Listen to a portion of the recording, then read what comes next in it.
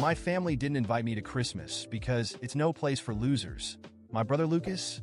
I calmly agreed and stopped funding his children and his wife, Amanda. Now he's going crazy.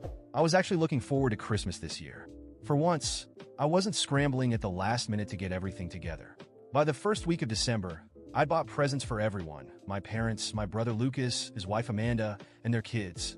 I even bought extras just in case anyone brought unexpected guests. I don't know, I just felt like this year was going to be special. So I was completely blindsided when, as I stood on my parents' front porch with bags of wrapped presents in each hand, my mom opened the door and said, "We don't want you here this year." At first, I thought it was some kind of weird joke. I started to laugh a little, but then Lucas's voice cut in from behind her. "This is no place for losers," he said. "You're really starting to wear on all of us." I just stood there staring at her. My dad was in the background, not saying a word, just looking awkwardly everywhere but at me. My mom looked uncomfortable, but didn't back away. And Lucas looked downright smug. I felt this onslaught of emotions: confusion, anger, embarrassment. But somehow I stayed calm. I just nodded, said, "Fine if that's how you feel," and walked back to my car. But as I sat there in the driveway, staring at the bags of presents in the passenger's seat, something inside me changed. No place for losers. Tired of me? Where is this coming from? I had a pretty good idea Lucas was behind it, but I couldn't figure out why. I'd been nothing but generous to him and his family over the years. I'd helped pay for his kids' school supplies, covered their summer camp fees, and even pitched in on his mortgage when things got tight. And now, out of the blue, I'm not welcome at Christmas. I decided I wasn't going to leave just yet. I was going back to the door to get some answers. I left the presents in the car and went back to the door. My parents were still standing there, whispering to each other as if they hadn't expected me back. Lucas was lounging on the couch, scrolling through his phone, acting as if nothing had just happened. I didn't bother to knock. "What's going on?" I asked, stepping inside. "Why am I not welcome at Christmas? What did I do?" Lucas grinned without even looking up from his phone. "You really don't get it, do you? You've been slacking off lately. The kids have barely gotten anything from you this year." I stared at him, stunned. "What are you talking about? I've spent hundreds on presents for your kids. They have more presents in the car than anyone else." Lucas finally looked at me. "Last year you did more. This year, it's like you don't care. It's embarrassing for us, honestly." I turned to my parents, expecting them to say something, maybe defend me or tell Lucas he was out of line. Instead, my mom gave me this awkward smile and said, "But you just bought a new car. You found money for it." For a second, I didn't even know how to respond. "The car is on credit," I said, keeping my voice steady. "And even if it wasn't, how does buying a car suddenly make me responsible for Lucas's kids? They're not my responsibility." "You're the one who makes the most money," Lucas said, leaning back on the couch as if this was all perfectly reasonable. "We're a family. Families help each other. You've always done that." I looked at Amanda, his wife, who was sitting quietly in the corner. She hadn't said a word, but her face was flushed, and she was staring down at her hands. She looked as if she wanted to disappear. "Is that your reasoning?" I asked. "Because I've been generous in the past. I'm now obligated to do so forever? And if I don't, I'm a loser?" Lucas shrugged. "If the shoe fits." That was it for me. I took a step back and shook my head. "You know what? You're right. I don't belong here." I looked at my parents. "Enjoy your Christmas." Then I turned to Lucas and said, "And good luck with those presents, because this loser is done financing your life." I walked out without waiting for an answer. I drove home in silence, gripping the wheel harder than I needed to. I couldn't wrap my head around it. Was I really the bad guy here? I'd gone above and beyond for my family for years, always stepping up when things got tough for Lucas, making sure his kids never felt the pinch of his financial struggles. And now, not only was I not welcome at Christmas, but I was a loser for not doing enough. When I got home, I sat in the driveway for a while, staring at nothing. The bags of presents were still in the car, and the sight of them made me sick to my stomach. I'd spent weeks picking out just the right things, thinking about what the kids would love, what my parents would appreciate, and for what? To be told I didn't belong. The more I thought about it, the clearer it became. This wasn't just about Christmas or presents. This had been building for years, and I'd been too blind or maybe too willing to see it. The truth was I'd always been the one Lucas leaned on. Looking back now, I realized that I'd created this dynamic. I made it too easy for Lucas to rely on me. And somewhere along the way, it stopped being gratitude and turned into entitlement. And tonight, being shut out of my own family's Christmas because I didn't do enough, that was the breaking point. The next morning, I woke up with a clearer head and made a decision. I was done. No more bailing Lucas out. No more endless gifts to make up for his lack of effort. If he wanted his kids to have the things I'd provided, he could figure it out for himself. It wasn't an easy decision. Cutting off my brother didn't just mean cutting off financial support. It meant risking my relationship with him, with his children, and maybe even with my parents. But I couldn't go on being treated like an ATM instead of a brother and a son. I didn't reach out to anyone, and they didn't reach out to me. I thought maybe they got the message, but I should have known Lucas wouldn't let it go that easily. The silence stretched through New Year's Eve. No phone calls, no texts. Nothing. For the first time in years, I spent the holidays completely alone. I won't lie, part of me thought about calling, but every time I picked up the phone, I remembered Lucas's smirk, his words. No place for losers. I'd been the one holding things together for years, and they had the audacity to treat me like I was disposable. No, if they wanted distance, I'd give it to them. By mid-January, I began to feel the change. Amanda had always been quiet, the kind of person who avoided conflict. But one night, I got a text from her out of the blue. It was short and to the point. I just wanted to say I'm sorry. I don't agree with what happened. Lucas won't hear it from me, but I thought you should know. I sat staring at my phone for a long time, not sure how to respond. On the one hand, it felt good to know that someone in the family saw things for what they were. On the other hand, Amanda had been silent that night, and her apology now felt like too little, too late. I finally replied, I appreciate it, Amanda, but this isn't something I can just move on from now. She didn't push the conversation further, and that was fine with me. Then, in early February, Lucas showed up at my house unannounced. I was in the middle of a work meeting when I heard the knock on the door. I wasn't expecting anyone, so I ignored it at first, but the knocking didn't stop. When I finally opened the door, there he was, Lucas, looking more disheveled and frustrated than I'd ever seen him. We need to talk, he said, stepping inside before I could stop him. I crossed my arms. What's this about? He got right to the point. You need to stop acting like this and start helping out again. I laughed, not because it was funny, but because I couldn't believe he meant it. Helping out? You mean paying for your life? I told you, I'm done with that. He glared at me. You're the one with the money. Do you know how hard it's been for us since you decided to act like this? The kids barely have what they need. Amanda's trying to keep it together, but we can't do it without your help. I couldn't believe what I was hearing. Are you listening to yourself right now? You're a grown man. Lucas, you have a wife and children. If you need more money, go out and earn it. It's not my job to solve your problems. You've always helped before. He shot back. Why are you being so selfish now? Selfish. I repeated. You want to talk about being selfish? Let's talk about how you lied to our parents about me, turned them against me, and then banned me from Christmas because I didn't spend enough on your kids. And now you're here asking for more. You got some nerve, Lucas. He started to say something else, but I held up a hand to stop him. We're done here. I'm not giving you another dime, and I don't want to hear from you again until you figure out how to act like an adult. He stood there for a moment, glaring at me, before finally storming out. After Lucas stormed out, I thought that would be the end of it. For a while, he'd maybe complain to my parents, but eventually, he'd figure out I wasn't going to back down. I was wrong. 2 days later, I got a call from a number I didn't recognize. Normally, I wouldn't have answered, but something told me to pick up. Hello? Is this Michael? A man's voice asked. Yeah, who's this? This is Mark Dawson. I'm a lawyer. I represent a client who has recently expressed concern about certain financial matters involving your family.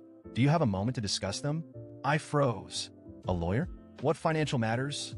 I can't go into detail over the phone, he said, his tone overly polite. But it involves financial contributions you've made to your brother Lucas and his family. Specifically, your use of those contributions. Would you be willing to come to my office for a discussion? I didn't know what to say. My mind was racing with possibilities. Had Lucas taken out a loan in my name? Was he using my information for something shady? Or was this a desperate attempt to guilt me into giving him money again? Who's your client? I finally asked. There was a brief pause. I'm afraid I can't disclose that right now, but I assure you this is not a lawsuit against you. It's more of an investigation.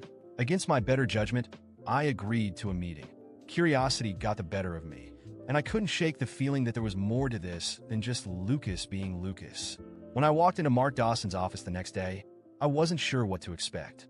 But as soon as I sat down, he dropped a bombshell. The client I'm representing is Amanda, he said, pushing a folder across the desk toward me.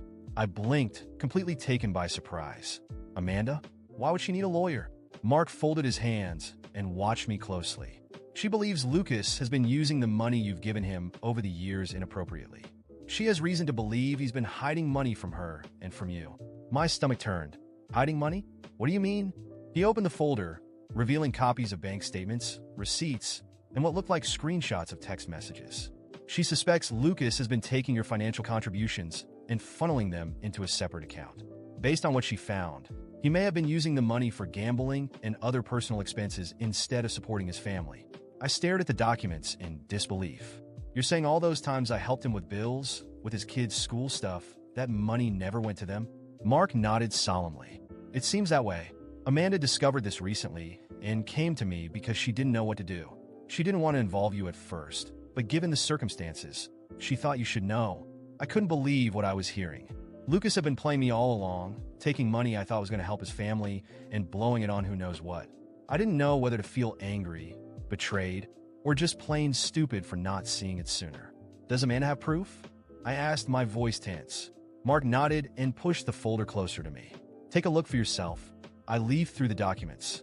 There were transfers from my account to Lucas's, matching the times I'd helped him. Emergencies. Then there were withdrawals from his account. Large sums going to a separate account in his name. I saw transactions from that account to online gambling sites, expensive restaurants, and even a few hotel stays. Unbelievable, I muttered, shaking my head. And Amanda knew about this? She only recently discovered the second account, Mark explained. She had suspicions for a while, but she didn't have access to his banking information until she stumbled across some bank statements he'd left out. That's when she contacted me. I sat back, trying to take it all in. Does she want me to do anything? When I left Mark Dawson's office, the weight of Lucas's betrayal was overwhelming. Every piece of evidence presented by the lawyer felt like a stab in the back. He hadn't just abused my generosity. He had intentionally deceived me and Amanda, lying to both of us while squandering the money meant to support his family. I had spent years sacrificing for him, and this was how he repaid me, with lies and ingratitude. As I drove home, anger grew within me. Lucas had always been irresponsible, but this betrayal was beyond anything I could have imagined. The thought of his children, who I thought I was helping, suffering while he wasted money on gambling, luxury dining, and hotels made my blood boil. I decided he needed to face the consequences, not just for what he did to me, but for everything Amanda and the kids had endured because of him.